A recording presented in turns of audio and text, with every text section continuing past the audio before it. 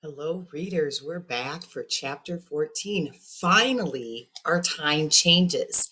Our whole first 13 chapters was all one day, probably the afternoon, and then afternoon recess, and then after school, and Hank trying to find a way to get his dad to go to the concert so he didn't go to parent-teacher conferences.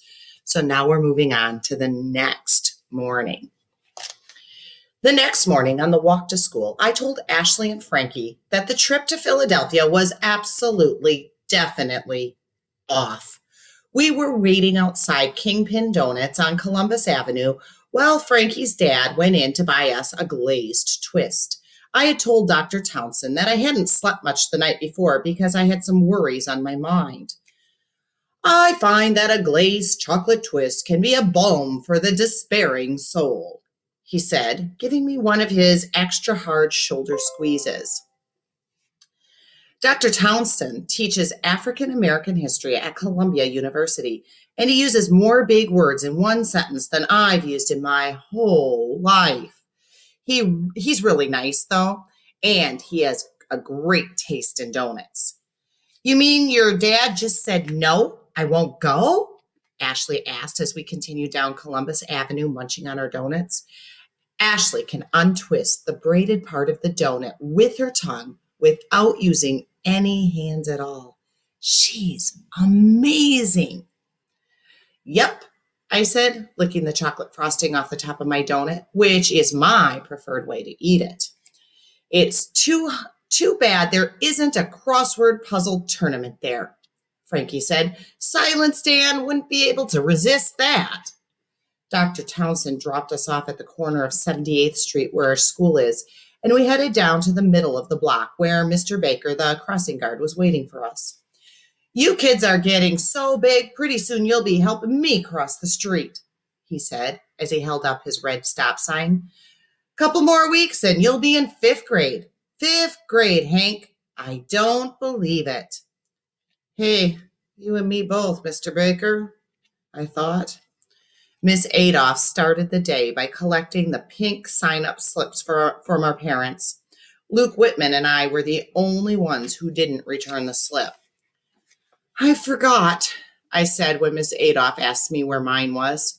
Today is Wednesday, Henry, Miss Adolph said, making some kind of note in her roll book. There is only one more day before conference day. I'll try to remember it tomorrow, I told her, which wasn't really a lie. I would try to remember. Then I'd forget. That's what my brain does. I couldn't concentrate at all that morning in class. Not that I'm the king of concentration, but this was even worse than usual. Katie Sperling was giving a report on careers, which she was going to choose when she grew up. She said she was going to I just lost my place. Never happens to you, does it? She said she was either going to be a makeup artist or either going to be for the movies or she might be an astronomer. Either way, she'd be around the stars. Movie stars? Stars in the sky? Luke Whitman gave his report next, and he said when he grew up, he wanted to look for frogs. Miss Adolph told him that was not a career. So he told her he wanted to look for snails. That is not a career either, young man, Miss Adolph said. Her foot was starting to tap inside her gray shoe. What about slugs? Luke asked her. Or cockroaches? I wouldn't mind looking for cockroaches. Hear me well, young man, she told him. Picking up bugs from the ground is not a career. Do you understand? I felt bad for Luke. He should be able to talk to someone who really understands him. Someone like Dr. Berger. Dr. Berger! Suddenly I realized that I had an appointment with her. I had forgotten that she had changed our meeting to Wednesday. I looked at the clock. It was only 10 o'clock, and my appointment wasn't until 11. But I felt like if I sat in my seat one more minute listening to Luke and Miss Adolph, I'd explode. Lucky for me, Miss Adolph was so busy being annoyed with Luke that she actually gave me a hall pass without noticing that I was an hour early for my appointment. On the way out of class, McKelty stuck his big foot into the aisle and tripped me.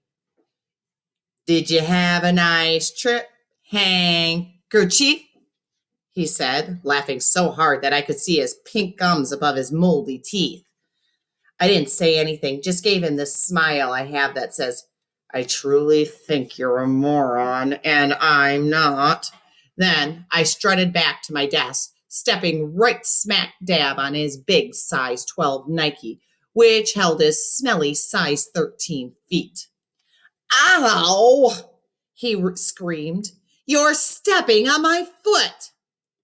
"So sorry, big guy," I said. "Your foot's so big, it's taken up the whole aisle." Frankie high-fived me, and so did about 10 other kids. Everybody loves it when McKelty gets a little taste of what he dishes out. I headed for Dr. Berger's office. I've been working with her since the beginning of the 4th grade, when they found out I have learning challenges. Maybe I could try talking to her about my 5th grade future. She'll be much easier to talk to than Miss Adolph. Come to think of it, a moon rock would be much easier to talk to than Miss Adolph. I don't know exactly why, but I never just walk calmly into Dr. Berger's office. She says it's because being calm is not part of my personality. And maybe she's right, because as soon as I left Miss Adolph's class, I shot down the hall and hit the stairs, taking them 2 at a time, even though we're not supposed to. It's a principal love rule. 1 at a time will get you there. 2 at a time will get you a visit to the nurse or worse. Thank goodness Dr. Berger's door was wide open, because I tripped and slid into her office as if it were first base on the ball field. "Well, hello, Hank," Mrs. Kroc, the office assistant, said as she leaned over her desk to see if I was okay. "You always make such a grand entrance, I must say." "Is the doctor in?" I asked. I was pretty much out of breath. "Breathe," Mrs. Kroc suggested. "Hey, are you friends with Frankie, I asked, "because you sound just like him." Before Mrs. Kroc could answer, Dr. Berger appeared at the door. "Come in, Hank," she said. She always smiles when she sees me, which is really a special thing. It's amazing how many people don't smile at kids. Like the grumpy guy who works at the video arcade around the corner from my apartment. If you even ask him for change, he frowns and says, "No change, you leave now." Personally, I think that's very bad for business. Dr. Berger took me into her office and gestured towards the blue plastic chair next to her desk. I sat down. I noticed that she was watching my leg as it bounced up and down like it had an engine in it. My leg had a lot of energy. "Aren't you supposed to be in class, Hank?" she began. "Yeah, but I couldn't concentrate." "What's on your mind?" Dr. Berger took a sip of coffee from this mug she has that says, "Kids are people too." Suddenly, I felt nervous about asking my question. I mean, what if I asked Dr. Berger if I was being held back and she said yes? Then what? Would I cry? That would be so embarrassing. I came here early because I wanted to ask a question about a friend of mine named Bernice, my mouth said before I could stop it. She has a question for you." "Go ahead," Dr. Berger said. "What is it your friend wants to know?" This was good. I could get an answer to my question and not have to worry about being embarrassed. "My friend is worried that she is going to be held back and have to repeat a grade," I said, trying to sound like I didn't care too much about the answer. She, she's worried. She's very worried. "Well, I think you should tell your friend that being held back isn't necessarily the worst thing in the world," Dr. Berger said. "Can you possibly think of anything worse?" I asked. "Sometimes, Hank, it really is in the student's best interest. However, the good news is that it's rare that a student is made to repeat a grade. Redo, if you will. Oh no. Did she just say it? She did. Redo? Redo? I heard myself say. Whoa. Whose voice was that? It sounded like a little high pitched, like something that would come out of a Cabbage Patch Kids doll. Redo, Dr. Berger repeated, as in repeat a grade. So it does mean that. It does mean my life is over.